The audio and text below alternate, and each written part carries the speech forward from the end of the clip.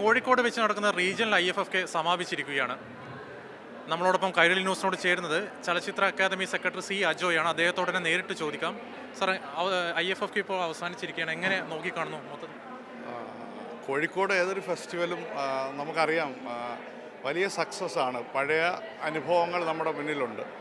IFFK പിറന്ന നഗരം കൂടിയാണിത്. ഒരുപാട് ചലച്ചിത്രമേളകൾ ഇവിടെ വന്ന് വിജയം നേടിയിട്ടുണ്ട്.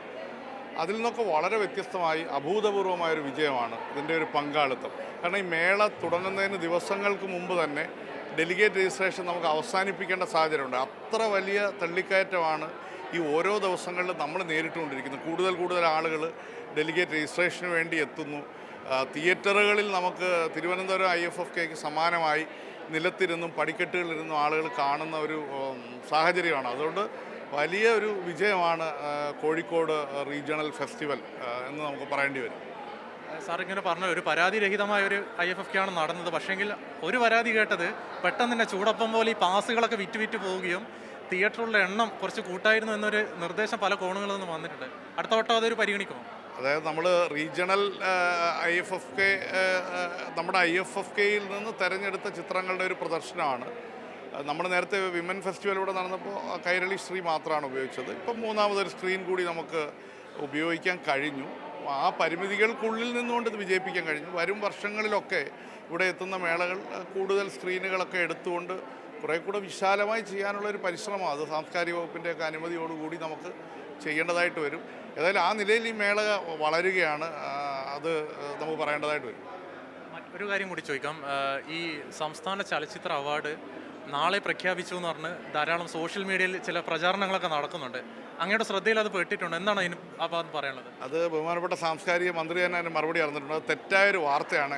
എങ്ങനെയോ ഓൺലൈനിൽ ഒരു ഫേക്കായൊരു ന്യൂസ് സ്പ്രെഡ് ചെയ്തതാണ്. നമ്മൾ ആദ്യം ഇപ്പോൾ ജൂറിയുടെ രൂപീകരണത്തിന് നടപടിക്രമങ്ങൾ നടക്കുകയാണെന്നാണ് മിനിസ്റ്റർ പറഞ്ഞത്. അത് കഴിഞ്ഞാൽ നമുക്ക് ഒരു സ്ട്രെച്ചിൽ, കാരണം നമുക്കെപ്പോഴും ഒരു 150-ലേറെ സിനിമകളുടെ എൻട്രി ഉണ്ടാവും. അപ്പോൾ അത് മുഴുവൻ സ്ക്രീൻ ചെയ്ത് 2 പ്രാഥമിക ജൂറി, ഫൈനൽ ജൂറി എന്നുള്ള നിലയിൽ അത് കണ്ട് തീർക്കണമെങ്കിൽ ഏതാണ്ട് ഒറ്റ സ്ട്രെച്ചിൽ 28-30 ദിവസം വേണ്ടി വരും. അതിനുള്ള നടപടികൾ മുന്നോട്ട് പോവുകയാണ്. മറ്റേ വാർത്തയ്ക്ക് യാതൊരു അടിസ്ഥാനവും ഇല്ലാത്ത വാർത്ത.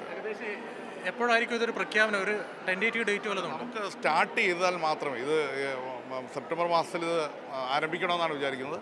അതാണ് ഞാൻ പറഞ്ഞത്, ചിലപ്പോൾ ഇതൊരു 28-30 ദിവസങ്ങൾ വേണ്ടി വരും. അതനുസരിച്ചായിരിക്കും അതിൻ്റെ എന്നാണോ സ്ക്രീനിങ് അവസാനിക്കുന്നത് തൊട്ടടുത്ത ദിവസമാണ് സാംസ്കാരിക മന്ത്രിയുടെ വാർത്താ സമ്മേളനം ഉണ്ടാകും. അത് മുൻകൂട്ടി അറിയിക്കാറുണ്ട്.